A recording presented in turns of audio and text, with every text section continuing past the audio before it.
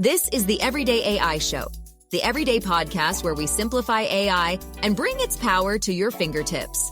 Listen daily for practical advice to boost your career, business, and everyday life. There's so many uncertainties in today's day and age with AI. I would actually say one of the few certainties is we don't know what's coming next, how the next large language model or the next version of the next big AI, how it's going to impact our businesses and our careers. And although we don't have all of the answers, one thing we do here at Everyday AI is we bring on very smart people who can help us understand what's next. So that's what we're going to be doing today, is talking about how you can secure your business future with AI. I'm excited for today's conversation, y'all. Thanks for joining us. If you're new here, my name's Jordan. I'm the host of Everyday AI. We're a daily live stream podcast and free daily newsletter, helping everyday people like you and me not just learn AI, but how we can all leverage generative AI to grow our companies and to grow our careers. So thank you all for joining us. And if you haven't already, make sure you check out your show notes. So go to youreverydayai.com and sign up for our free daily newsletter where we will be recapping today's conversation. All right, before we get into the topic and we talk about, how can you secure your business future with AI? Let's go over the AI news for today. So first, ad-funded AI chatbots for news are going to soon be a reality. So Axel Springer and Microsoft have just announced a partnership to develop AI-based chat experiences, advertising technologies, and cloud services. So this collaboration will advance Axel Springer's AI activities and potentially change the way that people consume content online. Hey, I hope you guys still show up here even after this. And if you don't know, Axel Springer is a very prominent digital publishing company based in Germany, known for its various brands and publications. So this new partnership will focus on developing AI offerings and chat experiences to better engage users with Alex Springer's journalistic content. The chat service will be monetized through advertising using Microsoft's advertising chat ads API. Also, this partnership reflects this growing trend of major tech firms signing deals with media companies. Talked about that with OpenAI and the Financial Times the other day to distribute their news and license training data for AI systems. I think these big companies are trying to get ahead of the inevitable lawsuits that are going to be coming. All right, next piece of AI news. The U.S. government officially doesn't want AI starting a war. It's good to know, right? So a senior U.S. official has urged China and Russia to declare that only humans and not artificial intelligence should make decisions on deploying nuclear weapons. The U.S. has made a strong commitment to human control over nuclear weapons and believes China and Russia should do the same. There's been recent discussions between the U.S. and China on nuclear weapons policy and artificial intelligence, kind of first talks in a while. China has called for a no first use treaty to be negotiated between the major nuclear powers. However, right now, there's been no immediate response from the Chinese Defense Ministry to this new U.S. official statement. All right, our last piece of AI news for the day. Sam Altman has shared some of OpenAI's future plans in an exclusive interview and a panel yesterday. So Sam Altman, the CEO of OpenAI, shared his vision for AI tools becoming more integrated into daily life, potentially surpassing smartphones in usefulness. Yeah, I think that's a safe bet there. So a couple key takeaways. Altman envisions AI as a super competent colleague that knows everything about our lives and can perform tasks for us. He also said that he believes the future AI may not require new hardware, but new device would be super beneficial. And as you know, OpenAI is facing a lot of challenges in finding enough training data for their models, but Altman remains hopeful that a solution will be found.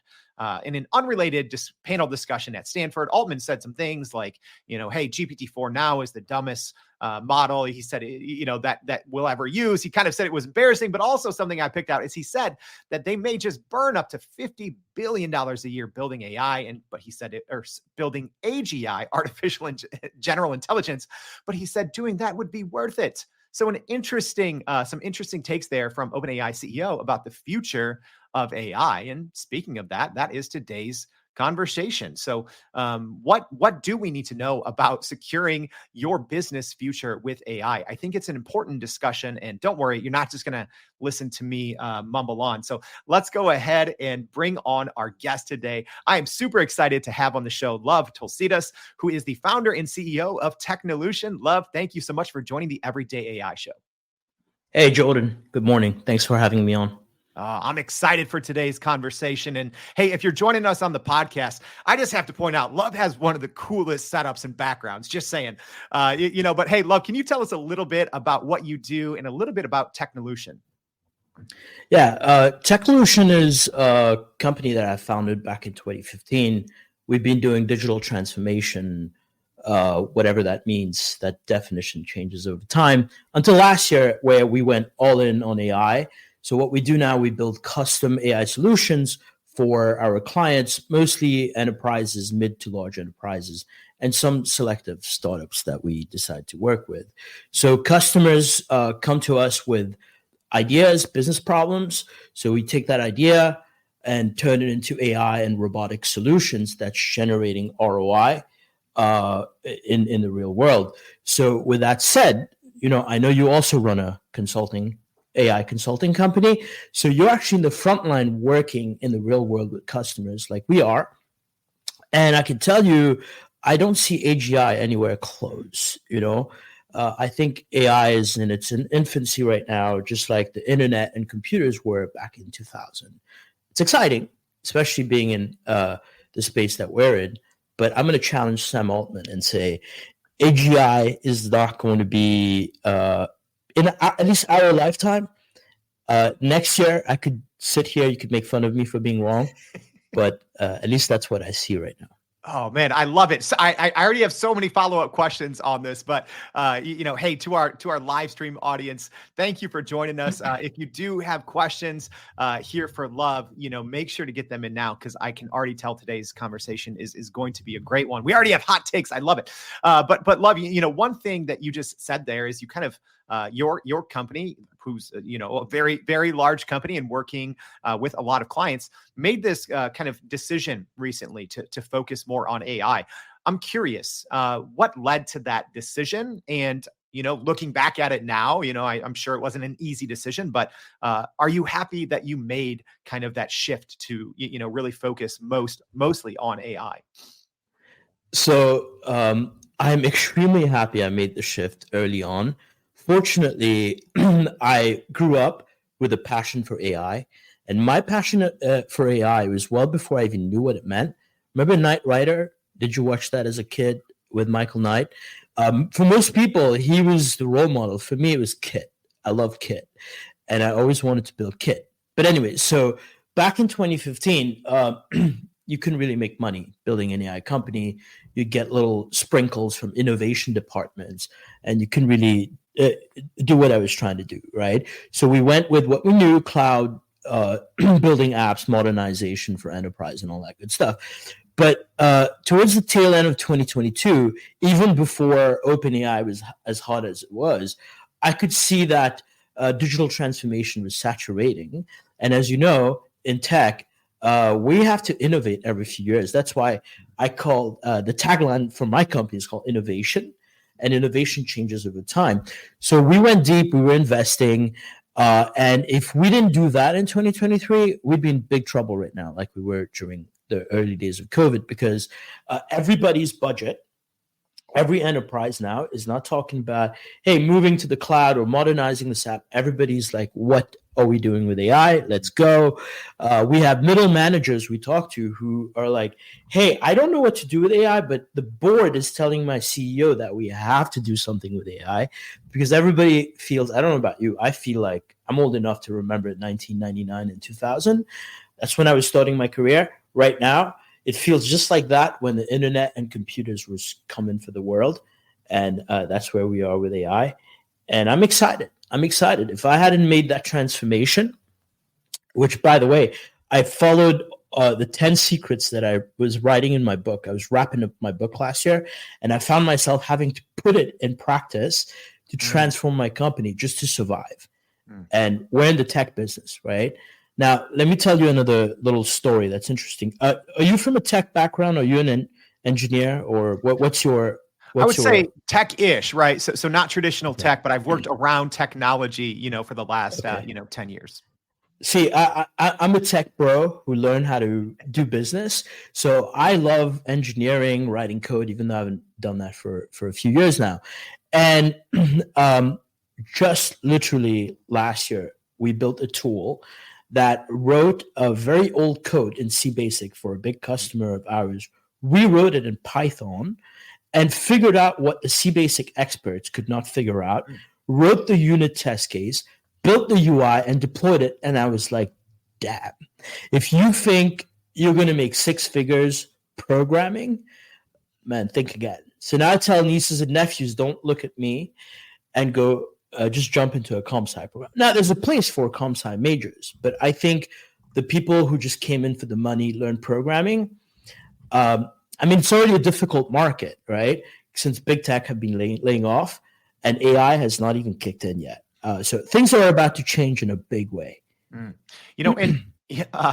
Gosh, so many things again, Luv. Like I feel I should just be, peppering you hot seat 30-second questions. But one thing that you said there that's really, really interesting to me is all of these companies are kind of looking at each other, the CEO with the board member, probably high ranking employees, everyone saying like, we need AI. We know we need it, but what's next? How to do it? So I'm curious with the clients that you're working with, the companies that you're talking to, are they more excited about leveraging generative AI? Are they more confused? What would you say in general is kind of the pulse of these companies that are, coming to you and just being like, Luv, like we need AI, like how, like, kind of encapsulate, the feelings of the business world, at least those coming to you right now?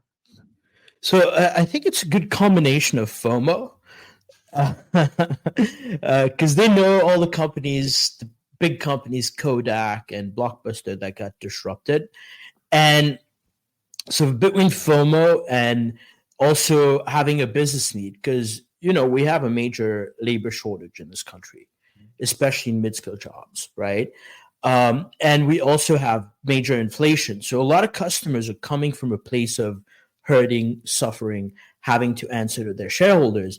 And also, but the mid-managers don't know what to do, right? Like, how do we get started? What's possible? What's not possible? Because they know not everything's possible, right? There's a lot of vaporware out there, right? But I actually watched one of your guests say, hey, OpenAI's new store sounds great. There's a lot of excitement, but how much valuable stuff is on there? I actually saw that video yesterday. And it's true. There's a lot of that going on, but there's a lot of real stuff also happening. So I think the big secret that everybody's trying to figure out right now is what are bets that are not worth taking unless you're big tech. You could keep going with billions of dollars for a decade.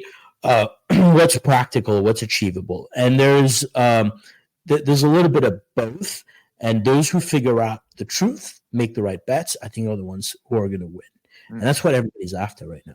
Yeah. So let's just skip to the answers then, and we'll circle our way back around. So, for those companies that are feel uncertain about, their future business, they feel uncertain about, where this technology is heading.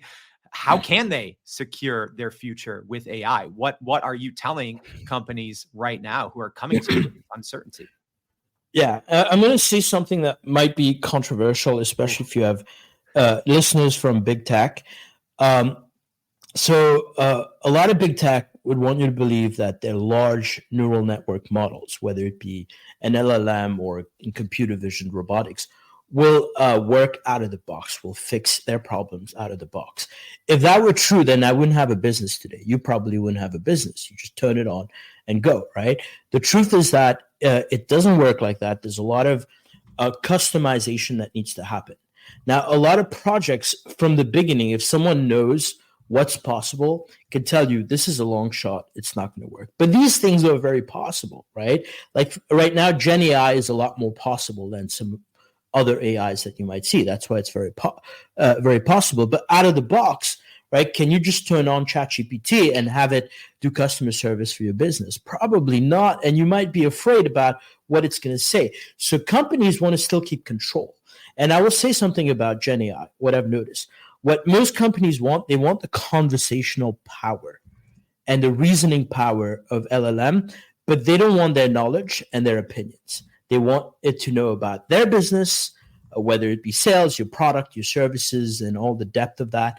And they want it to speak in their brand tone, not someone in San Francisco who set the brand tone of the LLM. So how you take it from that to this, and it's not binary. I equate it to this way, right? If you're trying to, and mostly AI today's AI, what we're trying to solve today with AI is different from the AI that's been applied in companies for more than a decade now. The previous version, machine learning and data scientists were mostly hired to do advanced analytics, to look at the past and forecast the future and do that as accurately as possible. And this is not something that humans have ever been good at. We weren't born to do that, right? But today, it's kind of AI is trying to automate things that humans have been the only ones that are able to do. Because if computers were able to do it, I guarantee you there'd be a software or robot doing it already. And that's been the challenge. But now AI is getting closer to being able to do that. But the approach, you're trying to teach it a human skill, right? But you're trying to teach it not the way that humans learn. So how do we learn a skill? Like if I want to be a heart surgeon, I want to be even a plumber. Maybe I go to school. I learn from the literature. I do some lab projects. And do I just go out there and do surgery on people? No, I apprentice under an expert in the real world. And that's where I learn things that don't exist in the lab literature and on the internet, that I can only learn from that expert. And that's the gap in AI today. And that's the gap that we are working on filling. So you don't want to go start your own school. You don't want to go train your large neural network model for the most part, unless you're big tech and you can afford it. So you hire a college grad, which is the large neural network that big tech has built, and then you apprentice it under your domain experts, and you want to keep control of that. So it's not like, hey, get rid of the humans, bring in the chat GPT and it's going to take over. That approach doesn't work. But for some reason, there are many people who want you to believe that's how it's going to work. But being in the field, I know you do this too, that's not how it's working. Yeah, and on that topic, and for our live audience, don't worry, I'm going to get into AGI. I see a question or two here about it already. But do you see then the future? And I know there's always fringe cases, and every company's different, right? You got to throw those disclaimers out there. But do you see many human jobs in the near future almost as apprentices of AI? So whether that's humans overseeing customized, personalized agents, or just humans kind of training different AIs on their specific vertical, their domain expertise. Is that where we might see a lot of human jobs in the future? All right, I'm gonna bear with me. I'm gonna answer that in a roundabout way. So I started a tech company doing innovation. I have family, wife, kids. Those are very difficult things to do in life, and I've done very difficult things. But I spent 3 years writing this book, and this is the most difficult thing that I've done. As an engineer trying to be a writer and trying to be as accurate as possible, it's called The 10 Secrets to Succeed Faster at Innovation. When I was done with this book, I said, amazing. It really upped my game in communication and writing, but I will never write a book again. And then I find myself in the spot with AI where actually I don't even feel as bad for the enterprise leaders. They'll figure it out, right? But it's the students, the kids that are graduating high school and they're being told, go learn programming. Even if you hate it, go learn it. There's money in it. And I'm like, no, wait a second. You can't see what I'm seeing. I can see what AI is writing. It's writing code better than any average or below average programmers there. And there are many of them out there. I can tell you this, right? So I decided to write a second book. So what I'm about to tell you is literally what we're going to talk about in the next book that we'll be releasing later this year. I think it's so important. A lot of people want to know, is my future secure with AI, and how do I secure it? So the answer to your question is yes, there will be a lot of disruption.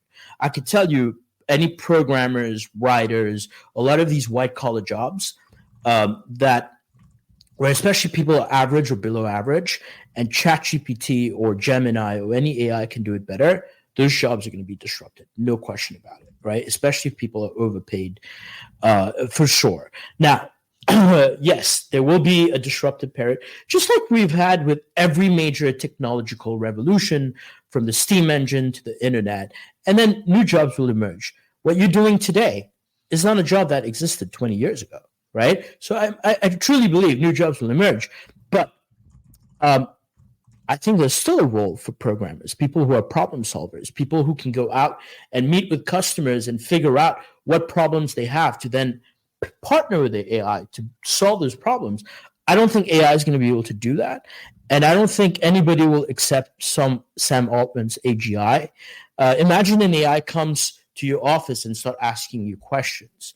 Are you going to want to talk to it? At least maybe in Japan, because, you know, they love animes and stuff like that. But I think in America and most Western countries, we're not going to accept anything that makes us feel threatened by it. That's just how we are, you know? Well, let's just get there right now. So, you know, and you know, just if you're listening on the podcast, don't worry, we'll throw in a link in today's newsletter for Luv's book, so you can check that out if you want. So Woozy here with a great question. So thanks for this, Woozy, and anyone else on the live stream, get your questions in now. But, you know, speaking of AGI, artificial general intelligence, I mean, we've heard, you know, Sam Altman and, you know, Meta, you know, so the biggest companies that are $1 trillion, $1 trillion companies, they're all working openly toward AGI. So Woozy here asking, what's the biggest obstacle blocking AGI in your opinion?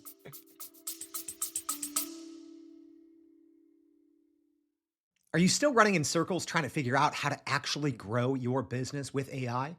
Maybe your company has been tinkering with large language models for a year or more, but can't really get traction to find ROI on Gen AI. Hey, this is Jordan Wilson, host of this very podcast.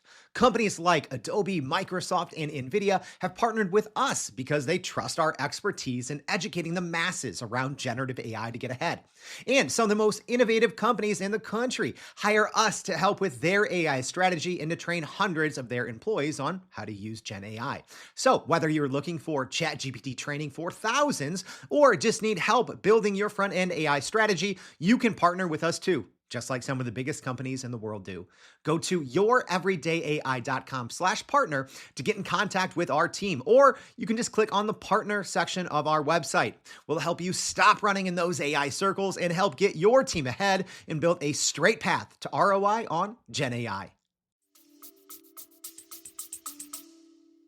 Yeah. So, okay. So think about how... now, we all agree today's AI is trying to learn human skills, right? The math, the calculation, all the memorization, the things we weren't good at, traditional software has been doing that for a while, right? So today's AI is trying to learn human skills and do it as good first, and then maybe hopefully better someday. Now, think about how long we took as a human species to get to this level of intelligence and capability, right? So the biggest problem with AI today, it doesn't have DNA memory, right? So if you have LLM, it knows about this information, but it doesn't know about computer vision yet. Maybe it's learning, right? And it doesn't know about a lot of history, and it doesn't know about things that are in the real world that's not on the internet. Because AI can only learn things that is in a database or on the internet that's been documented. It cannot learn all the things that as human we know how to pick up, we know how to explore, how to be good journalists, good investigators, and go figure it out. And AI is not able to do that. And I think there's going to be a lot of challenges. First of all, as you know, we have a bottleneck right now for GPUs in the world, right? Let's just start with that, right? So the infrastructure is not ready for the level of AI that you need to do AGI. Secondly, you're going to need a lot of maturity. And remember Elon Musk's Neuralink project, right? That was attempting to give AI this concept of a DNA, so it doesn't have to learn again and again. And how did that work out? You know, so I think there's a lot of technical challenges, and also you're going to have, are we going to accept it as a species? It's great to have ChatGPT write content for you. It's great to have it write programs. But if it's going to threaten to take over and replace the human species, are we going to accept that? I don't know. You tell me. Yeah, and you bring up an interesting thought here, and I'll go ahead and offer a counterpoint to this. So, about which I definitely agree with, right? Yes, AI can only learn things from a database. You can only learn things that's that's documented, right? And separately, I think that there's a huge data quality problem, especially in text, right? With what today's current large language models are ingesting and scraping off the internet, but in a time now when people are putting out, a lot of original content via video, right? And they're sharing their thoughts, their expertise, their creativity on video.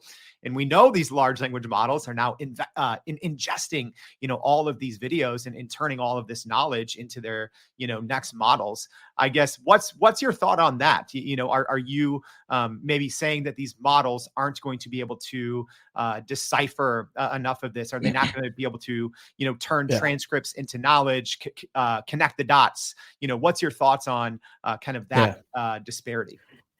Yeah, I mean, look, Sam Altman, Google wants winner take it all, right? For sure, right? And that's why they want to encourage this, push this, get all the information so they could build the smartest AI and win the game, right? But as you know, government bodies, enterprises saying, whoa, hang on a second. Do not. They're banning the use of ChatGPT. They're banning the use of Gemini.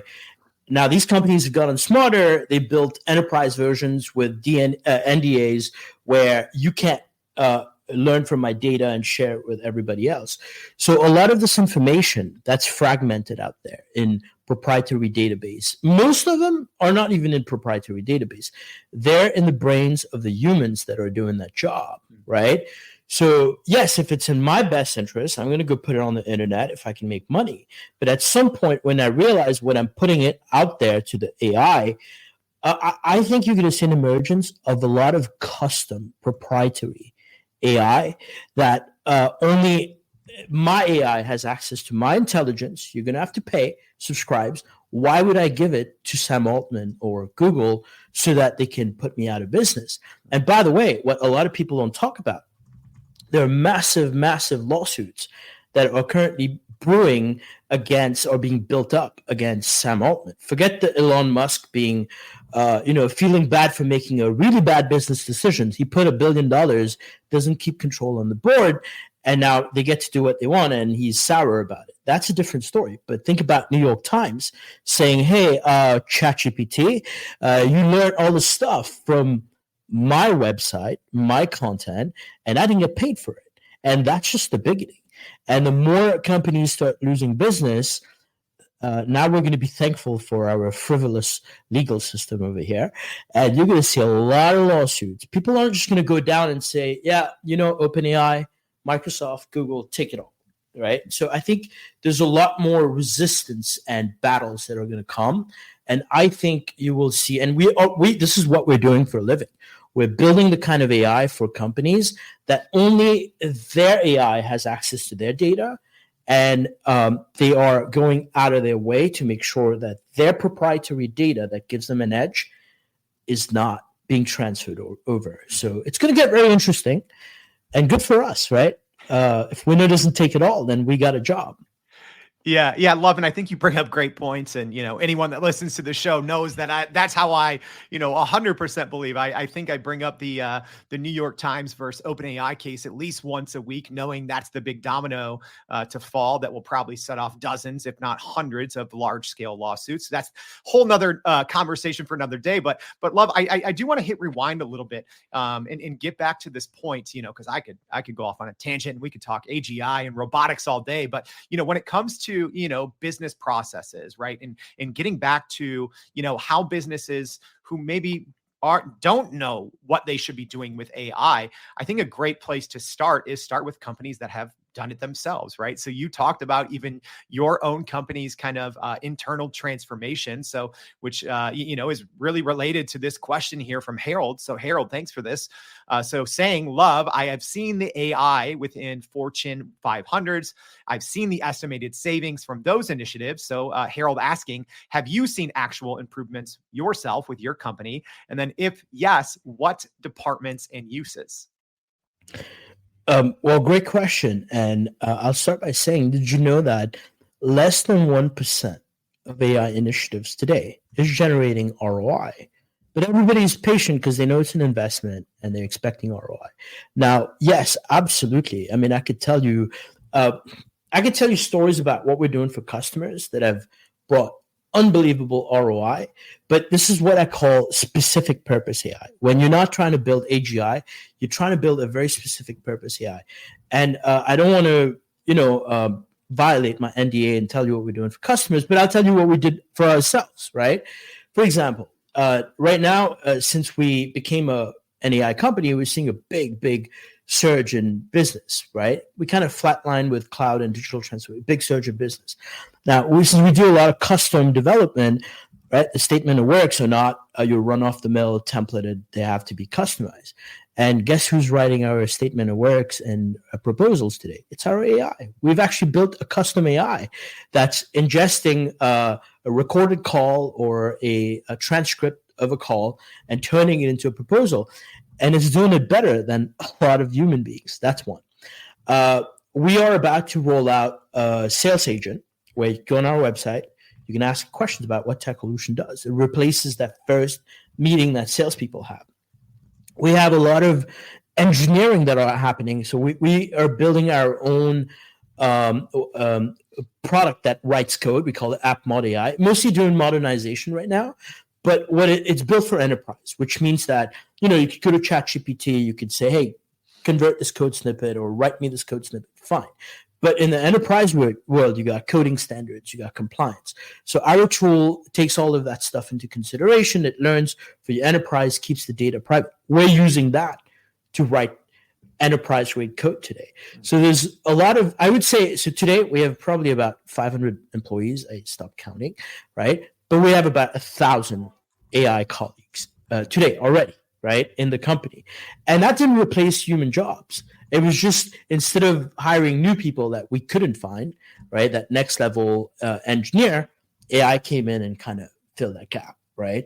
And that's already, I would say, there are more AI employees in the company than there are actual employees, and nobody's lost their job, by the way, right? So there's a lot of growth opportunities for those that make the right move in the near future.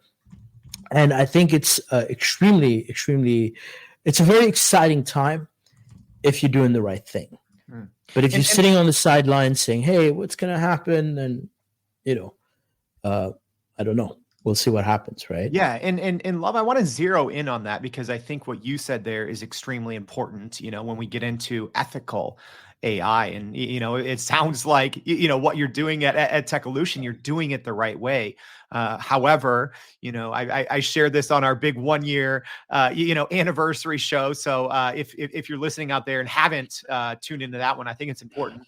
But a lot of the biggest companies in the world, your $1 trillion companies, your Fortune 100s, they're investing billions of dollars into building their own AI or billions of dollars into AI startups, but yet they are hiring less. They are laying people off. And, some companies, even IBM as an example, said, hey, these 8,000 jobs, nope, those are AI. UPS, these 12,000 jobs, nope, we're getting rid of those. They're going to AI. You talked about doing it in an ethical way, right? Like saying, no, hey, we're not going to lay off. We're going to grow, with these new AI employees. So how can companies find the balance, especially public companies who maybe have external pressure to maybe reduce AI? And maybe if they do find ROI in AI implementation, they might say, okay, well, we can cut staff now, which is going to make our share price jump. How can those people who have to make those hard decisions, how can they deploy AI in an ethical way? Right. So ethical is a very relative term, right? So if you're from, let's say, a communist, socialistic-based economy, ethical means protect all jobs at all time. But if you're in a more open capitalistic economy, ethical means probably do what's best for your shareholder first, but also make sure that the most vulnerable part of our society is taken care of, right? So we have a safety net. So a little bit of that balance. And I believe more in the latter. because I actually wasn't born here. I immigrated to this country, and if I believed in socialistic type of principles, I would have gone to Europe or perhaps Russia. Right? I came to America because I like it, but I also believe you should take care of people, safety net. So something we may have to consider, because if we stop the race and say you can't, I mean, even before AI, companies have been laying off people, right? And I get it. As someone who runs a company, right? I was an employee for many years at a company, and I used to think differently. Now that I run a company, it's like this, right? If you don't lay off, you might have to shut down your company. So you might lay off 100 people, but you're saving 900 jobs by doing that, because once you run out of cash flow, you don't have a business, everybody's gone. So I get that practical aspect of it. But I think where honestly ethics really comes in is I believe that there will be short-term disruptions. We may have to consider some AGI. I don't know, not AGI, sorry, UBI, Universal Basic Income. Andrew Yang talked about that a lot during his previous campaign. A lot of people talk about it, and I think it may be something that we consider, because there will be a lot of short-term disruptions, no question about it, right? But as a human race, if you go back in time, every time we talked about, hey, the internet, software, before that, the Industrial Revolution, yes, how many people work on the farms? Not that many, right? But how's unemployment doing today? Are we all on the street? No, far from it. This is probably one of the most prosperous times that humanity has seen, except now we're enslaved by this, right? We're enslaved by this, right? That's our bigger problem today. It's mental health, how much time you're spending on the screen. Are we living as humans? Or are we becoming one with the technology? But I think what AI is going to do, it's going to free us from having to be in front of a computer, from having to do the things that we do not like doing anyways, right? For me, what I'm doing today, building tech, even if you didn't pay me, I'd be doing this, right? I love doing this. But I could tell you there's a lot of people doing tech, not because they love it, because there's money in it. And if they won a lottery, they would say, I'm out of here, right? I won a lottery. I mean, I'm running a good business. I don't have to work as hard as I am. I'm doing it because this is my passion, right? So I think people will be forced to go follow their passion. And what's going to end up happening, because today a lot of bottlenecks with innovation is because you can't hire good enough Python engineers. You can't hire enough good JavaScript engineers. You can't hire good enough mathematicians. You can't hire good enough, whatever the skill may be, lawyers. And, lawyers, if you hire a legal firm, they got their own agenda. With AI taking away all of that sort of average or below average kind of performance that you've seen from humans who have different agendas, it's going to enable us to go innovate, solve climate change issues, discover cures for diseases, because we will be forced to go innovate, figure out things that is not documented, and bring it back to the AI and work with the AI to take humanity forward. So I think you will see a renaissance of innovation coming soon, because AI will force us to be freed from doing jobs we don't like to do anyways, right? And on the bright side, I think that we might end up we might be forced to pass over a better version of the future with AI. And for me, the most exciting part is interstellar travel may be within reach at this point if we keep innovating and moving faster than we've ever moved before. So I think short term, yes, there's going to be disruptions. We need to figure out how to manage it, how to make sure not too many people end up suffering because of it. But long term, I think this is a very, very exciting time to be living in this world.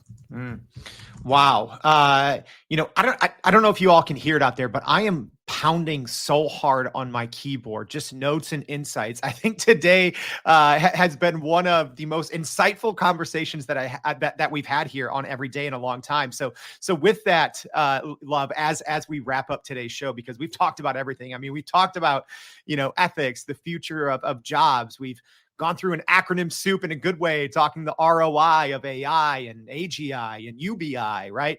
But when it comes to that one most important takeaway, if a business leader is out there listening and they're saying, how do I just secure my business future in this wild world of AI?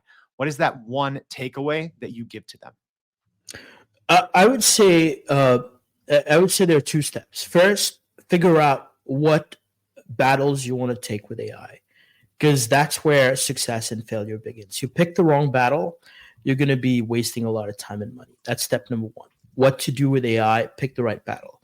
And actually, this book, it has some great tips on how to guide you on what I call picking your wow factor for the zeitgeist, this new zeitgeist that we're in right now, right? Secondly, I would say, you mentioned that earlier. You want to make sure you do it the right way. There's a good way of doing AI and there's a bad way of doing AI, right?